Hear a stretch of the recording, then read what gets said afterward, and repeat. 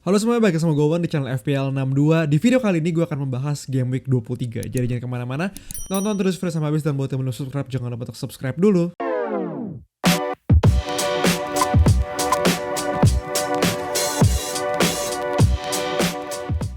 Oke, halo semua, apa kabar? Balik lagi sama gue Owen, dan kali ini gue akan langsung aja membahas mengenai Game Week 23. Tapi sebelum itu pastinya seperti biasa gue ingin mereview dulu tim gue di Game Week 22 kemarin, dimana akhirnya gue mendapatkan panah hijau yang lumayan berasa ya, dengan adanya triple captain Rashford ini yang bisa dibilang udah cukup bagus, udah menang daripada Haaland sebelumnya. Tapi kita nggak tahu ya Haaland di Game Week 23 seperti apa. Cuma gue cukup happy dengan Rashford gue sekarang, dimana di video ini gue buat MU belum main lagi melawan Leeds United, jadi harusnya masih bisa mendapatkan poin lebih baik lagi. Tapi untuk sekarang poin gue di 73 poin, dimana kalau kalian lihat Kepa balik lagi mendapatkan 10 poin. Duo back Newcastle gue akhirnya bisa dibilang udah lama banget gak ya mereka nggak return, dan baru kali ini mereka kebobolan 1 gol lagi. White Arsenal juga kebobolan, jadi cuma dapat 2 poin. Shaw mendapatkan 5 poin, Fernandes 10 poin, Martinelli dan Nketiah dari Arsenal juga sama-sama 1 dan 2. Begitu pula sama De Bruyne dan juga Haaland. Jadi so far poin gue 73, di mana gue masih bisa mendapatkan beberapa poin lagi dari 3 pemain MU gue yang akan menghadapi Leeds. Di video ini diambil, harusnya dia bermain nanti malam gitu. Jadi akan gue lihat lagi kabar seperti apa, tapi semoga panah hijaunya lebih tinggi lagi. Jadi kayak gitu tim gue untuk Game Week 22 kemarin. Berikutnya langsung aja gue bahas Game Week 23 dan seterusnya untuk fixture-nya, karena barusan pengumuman banget kemarin, tepatnya Game Week 23 confirm double, dan juga Game Week 25 ada 4 tim lagi yang akan double. Nah, kita akan lihat fixture-nya seperti apa. Oke, di sini udah ada fixture dari Game Week 23 sampai Game Week 28 gue ambil, walaupun nantinya Game Week 28 ada kemungkinan blank, cuma kita harus lihat lagi nanti. Dan sekarang kita akan fokus dulu di Game Week 23 sampai Game Week 25 yang udah pasti gitu ya, double-nya juga blanknya. Dimana gue udah kotakin beberapa tim yang menurut gue menarik banget. Seperti biasa ada Arsenal yang akan mendapatkan 5 pertandingan dalam 3 game week terakhir. Jadi ini gila banget ya sebenarnya kalau kalian lihat. Pastinya kalian butuh 3 pemain Arsenal. Siapa aja pemain tersebut, 3-nya akan gue bahas setelah ini. Tapi sebelum itu gue akan lanjut lagi bahas mengenai pertandingan, dimana selain Arsenal juga ada Liverpool yang akan double di Game Week 25 menghadapi Crystal Palace dan juga Wolves. Menurut gue lumayan oke banget pertandingannya dari Game Week 23 sampai Game Week 28. Walaupun gue gak tahu ya akan blank atau enggak Game Week 28-nya. Cuma sampai Game Week 27 sih masih oke banget menurut gue. Dan di tim gue kalau lihat tadi masih ada Darwin, dan gue rasa dengan adanya Game Week 25 gue gak akan jual Darwin sampai double Game Week gitu ya. Dan Game Week-nya juga lumayan oke. Crystal Palace lawan Wolves untuk double-nya. Dan mungkin bahkan ketika musim lalu kalian masih punya Salah, kalian ada kemungkinan untuk triple captain dia kan. Dan ya walaupun sekarang Liverpool bisa dibilang gak kayak musim lalu, cuma tetap aja menurut gue potensi mendapatkan poinnya dari Darwin atau Salah atau siapapun itu yang akan gue bahas nanti juga cukup tinggi. Jadi menurut gue menarik banget. Wolves sama seperti itu, lebihnya di Game Week 23 sampai Game Week 25. Setelah itu akan menghadapi Tottenham, Newcastle yang menurut gue akan sedikit sulit, dan kemungkinan juga blank di Game Week 28. Cuma kalau kalian mau mulai masukin pemain Wolves gitu ya Game Week 23 sampai Game Week 25, oke banget. Selain itu masih ada beberapa tim juga, kayak misalkan di sini Everton yang juga akan double, cuma nggak gue kotakin. Kenapa? Karena gue kurang begitu suka dengan double-nya gitu ya, Aston Villa dan juga Arsenal. Tapi tetap still menurut gue menarik banget untuk membahas aset-aset dari pemain-pemain double. Kemudian ada juga beberapa tim yang akan blank di Game Week 25 kayak Brentford, Newcastle, Brighton dan juga MU. Jadi ini udah gue bilang kemarin juga, strateginya juga udah gue kasih tahu. Cuma so far gue nggak akan free hit di Game Week 25, walaupun itu bisa aja free hit di Game Week 25, atau bahkan kalian wildcard dari sekarang gitu bisa juga.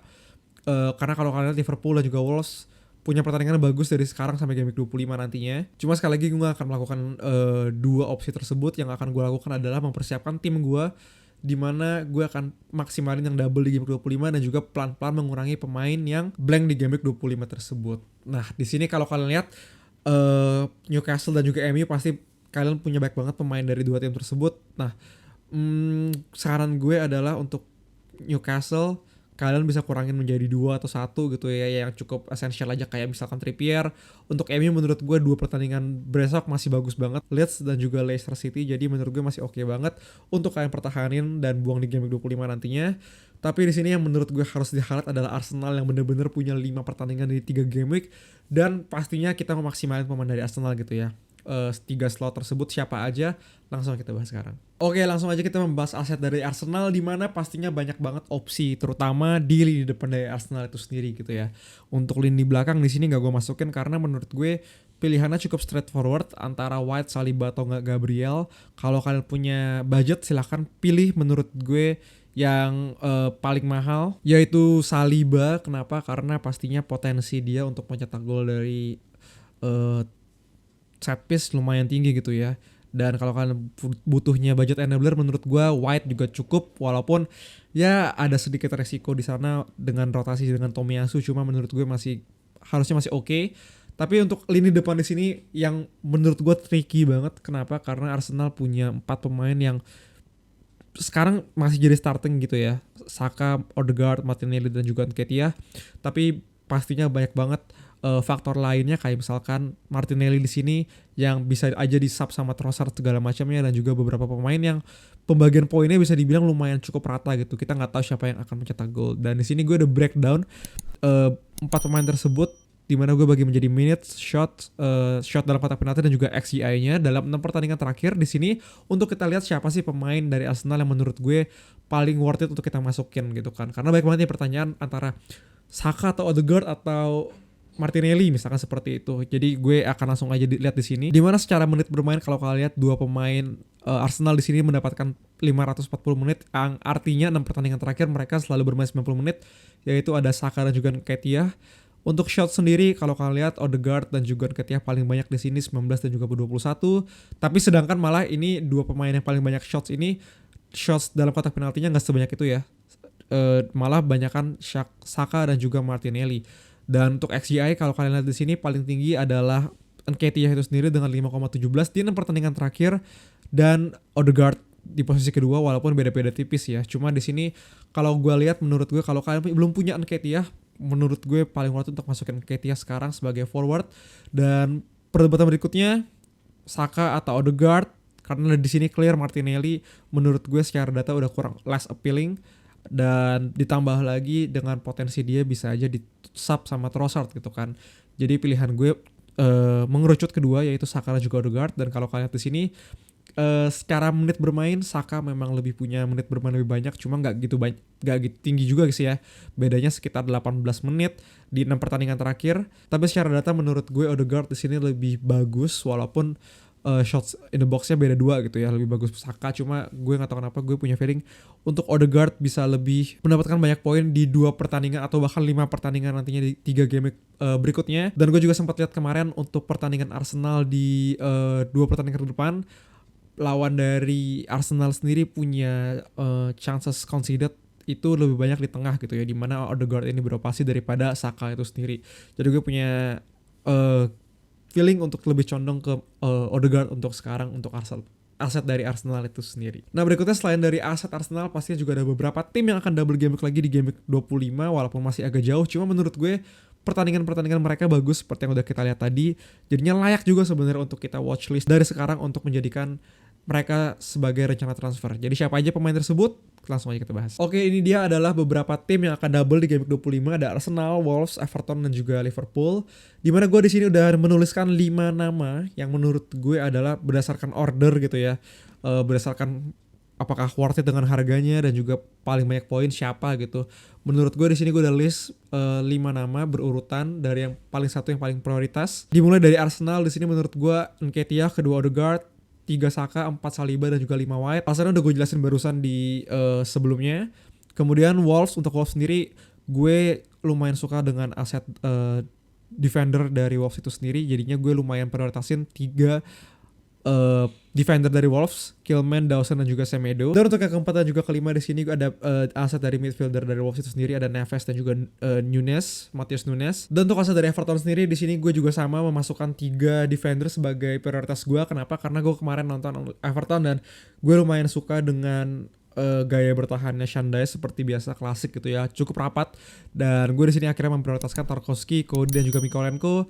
Keempat DCL kalau dia fit menurut gue, dan terakhir 5 adalah Pickford. Dan untuk Liverpool di sini gue ya sedikit tricky, tapi gue memprioritaskan Darwin Núñez di sini dari harga, nggak semahal Salah.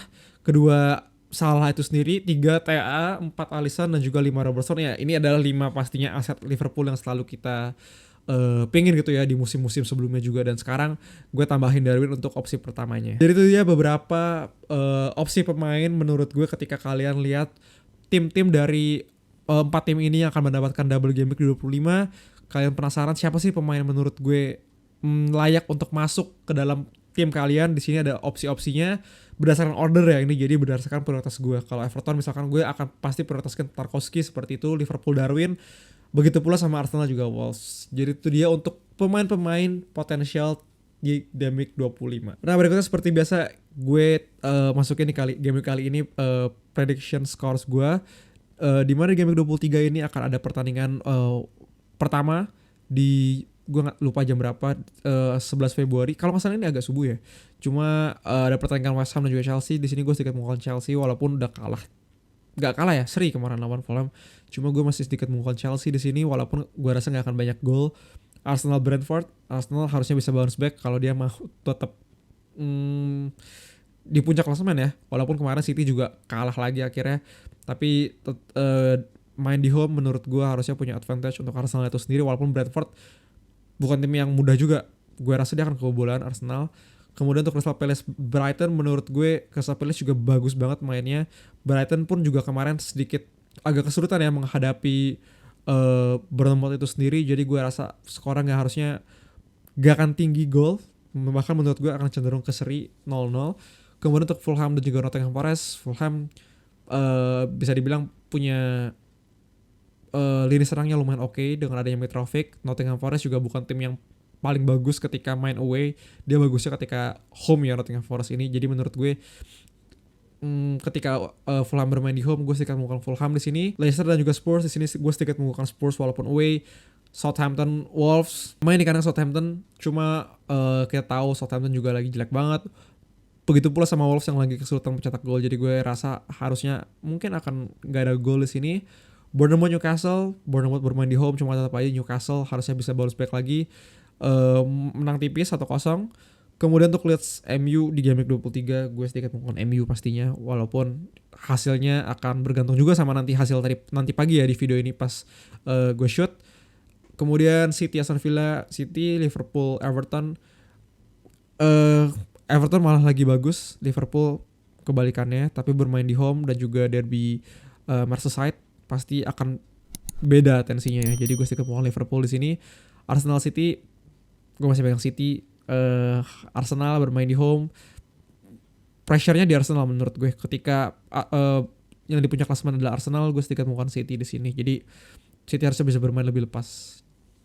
Begitu untuk prediction gue. Berikutnya langsung aja kita bahas untuk transfer plan. Oke, ini dia rencana transfer gue. Gue akan menggunakan website bernama fpl.team. Kalian bisa ketik aja langsung di browser kalian fpl.team. Di sini lumayan update sih, jadi gue bisa langsung kotak-katik tim FPL gue. Dan kalau kalian di sini adalah tim FPL gue di game week 23 besok, dimana gue belum melakukan transfer apapun. Dan game week 23 adalah game weeknya Arsenal juga City. Mereka akan mendapatkan double game week semuanya. Dan gue pasti mau memaksimalkan itu ya. Arsenal gue punya 3 pemain, City gue gak yakin sih gue akan punya 3 pemain. Cuma gue rasa gue akan puas dengan De Bruyne dan juga Haaland. Tapi di sini trikinya adalah Martinelli yang bisa dibilang menit bermainnya sudah tidak sebanyak itu dengan adanya Trossard, ditambah juga formnya yang udah agak kurang gitu ya. Gue akan mengganti Martinelli di sini dengan another midfield dari Arsenal, yaitu Odegaard. Jadi gue akan masukin Odegaard di sini di game week 23 dengan menggunakan satu transfer gue. Jadi gue tetap punya 3 Arsenal dan juga 2 Manchester City asset. Kemudian berikutnya next di game week 24, dengan gue sudah melakukan transfer Odegaard, pasti gue juga punya satu transfer lagi. Dimana di sini menurut gue udah mulai harus melepaskan aset-aset dari Newcastle gitu ya, dengan adanya blank di game week 25 nih, blank langsung 24-26, dan juga mereka agak sedikit susah ya 24-26 ya. Jadi gue akan melepaskan satu aset dari Newcastle, yaitu Botman. Gue akan mengganti dengan salah satu aset yang punya fixture yang cukup oke gitu menurut gue, yaitu adalah Tarkowski dari Everton. Di sini kalau kalian lihat fixture-nya bagus banget, 24-25. double 26 juga masih bagus, jadi gue akan masukin Tarkowski kemungkinan besar, apalagi kemarin nonton Everton pertahanan cukup solid. Kemudian di game week 25 berikutnya, nah ini game week yang cukup tricky nih. Gue punya 1, 2, 3, 4 pemain akan blank, jadi gue bisa dengan mudah melakukan transfer dan juga sub. Di sini gue akan cadangin Rashford, gue akan cadangin Trippier, dan juga gue akan cadangin either Shaw atau Fernandes gitu ya. Nah di sini gue punya satu pemain yang blank, dimana gue bisa melakukan transfer apapun sebenarnya dengan gue punya gue ada budget dari Fernandes gitu ya. Gue bisa aja buang Fernandes di sini dengan gue ganti siapapun itu selain Salah karena uangnya nggak cukup, dan gue juga nggak mau invest terlalu banyak di pemain Liverpool sekarang. Mungkin aja gue ganti dengan ya beberapa pemain opsi lain gitu ya dari bisa dibilang tim-tim yang pastinya nggak blank di game week 25. Opsi lainnya adalah gue bisa aja melakukan transfer ke Shaw, tapi gue rasa antara dua ini sih. Dan target gue adalah nantinya di game week mungkin 26 gue akan mengganti Darwin dengan juga Kane di sini. Dengan kalau kalian lihat Kane itu bagus banget gitu ya. Secara gue akan ganti forward secara fixture. Misalkan di sini gue akan cari Kane. Kane itu secara fixture kalau kalian lihat di sini bagus banget dari 20 sampai dengan 29, jadi mungkin aja gue akan ganti Darwin dengan Kane, dimana gue harus spare budget dari Fernandes gue ini. Jadi so far kayak gitu rencana transfer gue mungkin sampai game week 25 bahkan. Buat kalian semua yang punya pertanyaan langsung aja komen di bawah. Jangan lupa follow Twitter gue juga di @fpl60_. Good luck buat game week 23 ya. Dadah.